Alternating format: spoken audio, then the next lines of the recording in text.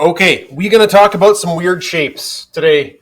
We talked yesterday about tetrahedrals, which kind of makes sense because there's four things around it. We talked about trigonal pyramidals, which kind of look like a pyramid, and we talked about things that are bent. Three shapes you could wrap your head around. We're going to talk about two shapes which are bizarre, super bizarre. And the first shape we're going to look at is a shape called the trigonal planar, aka the flux capacitor.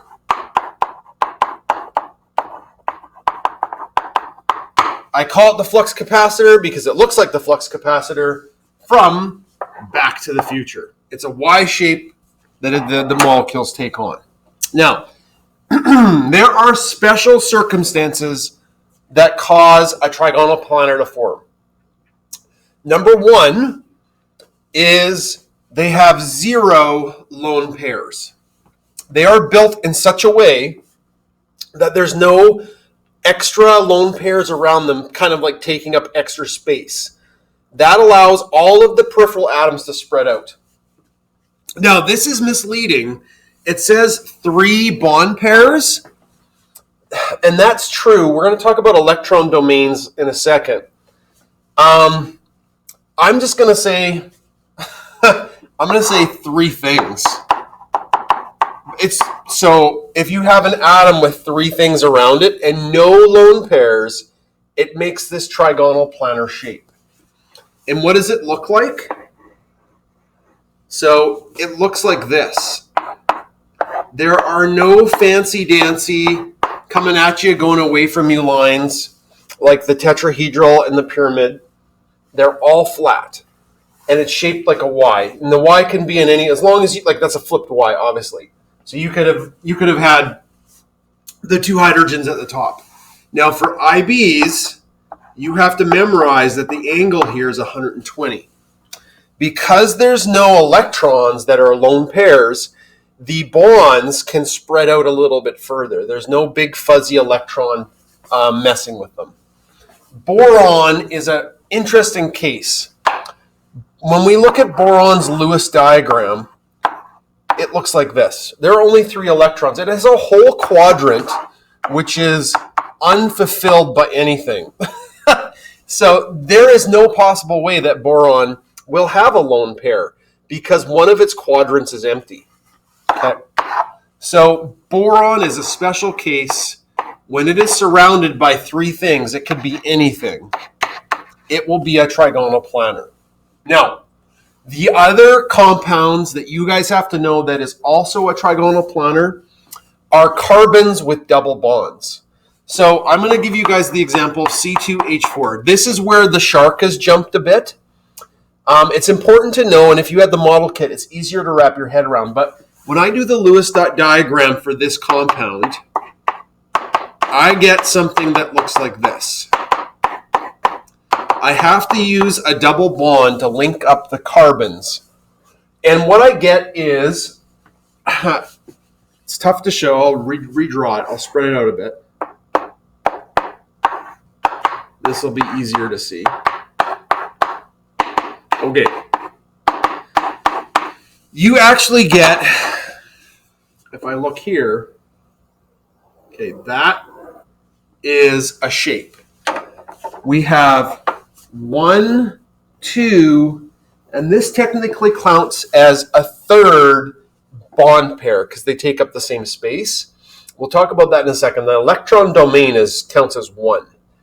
And if I look at the carbon in this case, even if I didn't really understand that, it has a missing quadrant just like boron did. So double bonds, if you have a compound like this, you get 2 Y shapes. Okay, now again, like I said, this is jumping the shark a bit. I may be losing some people. If you remember boron, that's great. But if I look, I've got a Y shape right there. And then going the other way, I have a second Y shape. So there's 2 Y shapes. What they have in common is there's no lone pairs around the central atoms. Okay, that's a trigonal planar. Now, the last category is the weirdest one of all, and it's kind of, it's the easiest, but in many ways it's the hardest. It's molecules that are completely flat. Those are linear shapes. They're just like a straight line. Now, they have some very complicated rules because the rules are basically, if you have no choice, it's linear. So this compound here, I'll get to in a second, that's linear, but also you might have compounds like carbon monoxide. There's no way you can make any other shape but a flat shape because there's only two elements. So linear shapes are either two elements or the rule. So you can think of it like if you only have two elements, you can't do this kind of thing to make it to make it bend. Your only choice is this freaking flat. Okay. Now, the rules go like this. You can't have a lone pair, and you have multiple double bonds or multiple triple bonds. Okay, this is super annoying. So we'll look at beryllium for a second. Okay, you can't have lone pairs, so there's no lone pairs allowed. If we look at that compound up there, the beryllium hydride, the only possible place that the hydrogens can go are on other sides like this. Now, remember the bent molecule, how it had lone pairs, and we could draw it as being bent? So if I drew this as beryllium as a bent or angular molecule, that's wrong because it's missing lone pairs. Angular or bent molecules, remember, have two pairs of lone pairs. Is that a thing? I don't know. So this winds up being flat, completely flat. And the reason why is there's no lone pairs to mess with it. And guess what the angle is of a flat line? That's right, 180 degrees. So you see, the more lone pairs you add, the angle shrinks. So for non-IB kids, you don't have to worry about the angles, but the general shape you have to worry about. Now, the other thing that makes flat molecules is triple bonds. So if you have a triple bond like this, and I change that to the Lewis dot diagram,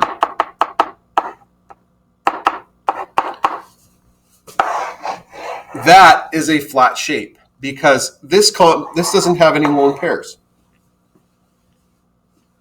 So nitrogen has not only a triple bond, but there's no other possible shape for it. That's where we get into common sense. Okay? So linear molecules, double check them to see if they have lone pairs. If they have lone pairs, they're not going to be linear. If they have no lone pairs, they're going to be flat. Okay, let's recap. So the first shape we looked at is the tetrahedral. Okay, how many bond pairs does it have? 0. Wrong. I did that backwards. It's got 4 bond pairs and no lone pairs. Now for IBs, you have to remember the angle. It's 109.5 degrees. And the shape of a tetrahedral has the specialized lines where you have a dotted line and you have a triangle line. Tetrahedral should be the easiest to identify because it's a central atom surrounded by 4 different elements. Okay, the next shape we looked at was the pyramidal.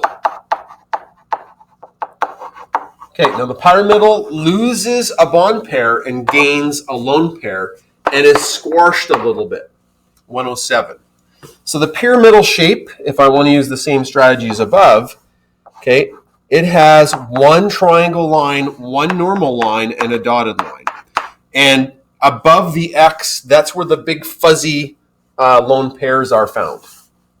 Oh, as a bit of a recap, carbon with 4 things around it is your tetrahedral, and pyramids usually are nitrogen with 3 things around it.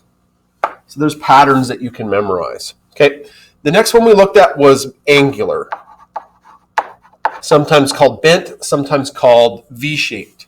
It has 2 bond pairs, 2 lone pairs, and because it's got so many lone pairs, it's got squashed even more, 104.5 degrees. is the angle. Remember, only IBs, you have to know your angles. Okay. What does it look like? Well, we might have something like oxygen, and it's drawn as bent. No fancy lines, just normal lines. Now, the two that we looked at today, we have the planar. Okay, and what does my grid say here? Oh, yeah, so bond pairs, it's got 3, and it has 0 lone pairs. So it's really similar to the pyramidal, but because it doesn't have any lone pairs, the angle is a lot bigger at 120. And then you get something like this. You get that Y shape. So if you don't know what the flux capacitor is, check that out in Back to the Future. Okay, and the last one we just finished discussing was the linear molecule. Okay, linear has...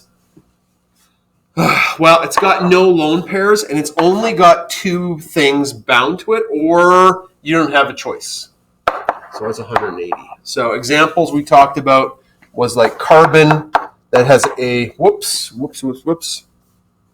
carbon which is bound to itself by a triple bond. Carbon dioxide is linear, and that's because there's 2 things on either side of it.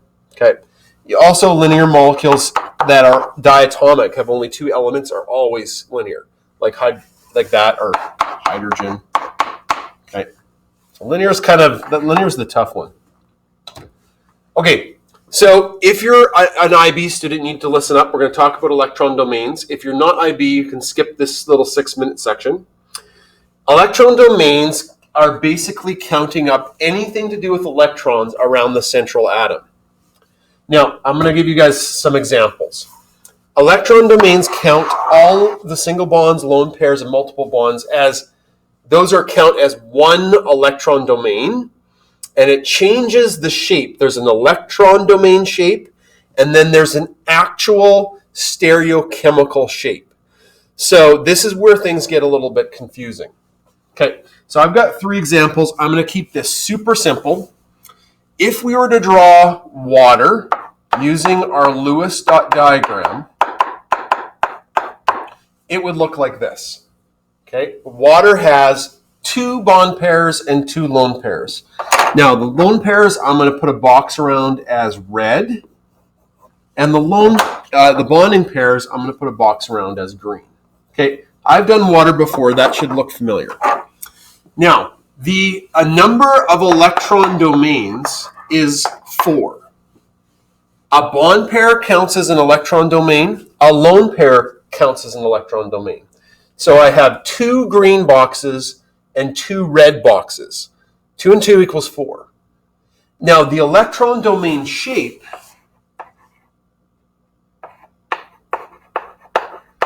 when you have a central atom surrounded by 4 things, what shape is that? Well, an electron domain shape here is a tetrahedral. That's the electron domain shape. We know that's not the actual shape that it exists as because we already went over the stereochemical shape. The stereochemical shape here is bent. And the reason why is because those lone pairs smush the angle down. So you count up electron domains and compare to the central atom to determine what shape it has. Okay, so we've got CH4. What does that look like? Okay, here is the drawing. Now, what did I say? I was going to use green boxes as bond pairs. So it's got 1, 2, 3, 4. How many electron domains is that? 4. What's the shape? Well, the central atom has how many electron domains? 4. That's a tetrahedral. And this case, the stereochemical shape is also tetrahedral. All right. What about NH3? I'm going to move this down. I'm going to run out of room here. So NH3, there's NH3. Okay. Like I said, I'm going to put green boxes around my bond pairs. 1, 2, 3. Oh, and I've got a lone pair. 4. What shape is that? If we have 4 electron domains, that's a tetrahedral. But what is the true shape of it? 3 bond pairs, 1 lone pair. An element like nitrogen surrounded by 3 things is a pyramidal. So that's a little bit about electron domains. You're not going to get tested on it until the next level of IB. We've decided to kind of keep that back this year. But now that you've seen it before, hopefully the next level of IB, it'll make a little bit more sense. Now, I'll just leave you with this one. If you have something like this, now carbon is a central atom, so I'm only going to be looking at, here we go, right there. Okay, so the bonds on the other side of carbon don't count. This counts as 1. That multiple bonds count as 1. So this has 2 electron domains. Okay. If I had something like this, how many electron domains are there? 1, 2. 2 electron domains. Okay. So all this is to show that you count lone pairs and bond pairs and multiple bonds as the same kind of count. They count as 1. This is kind of like tough to do online because I should be spending more time on it, but we're not. Okay, I'm going to end today. Oh, we already talked about those weird exceptions. Okay. I'm going to end today with the introduction of the next part of bonding, which has to do with electronegativity. Now, most of you have never used electronegativity. The IBs have used electronegativity at the very start of the year. That's the number. Like if we look at bromine, there's a little tiny number right above it, 3.0. The higher the electronegativity number, the more it wants electrons. So our nonmetals have a much higher electronegativity because they have affinity for electrons. As they gather more electrons, they themselves become more stable. Metals don't want electrons, or most metals don't. So they want to give away their electron to become more stable. Because if we look at sodium's Bohr diagram, 2, 8, and 1, it wants to lose its 1 valence to become more stable. All atoms want to become stable like a noble gas. Noble gases have a full outer shell. Now, with bonding, we can predict bond type based on differences in electronegativity. So, for example, if you have a difference of 0 between 2 elements, a difference of 0, exactly 0, is something called nonpolar. Now, we'll get into this way more tomorrow, but I just wanted to introduce the terminology and talk about electronegativity. What does it mean to have a 0 difference in electronegativity? That's like if you had a bromine attached to itself, or really anything else attached to itself.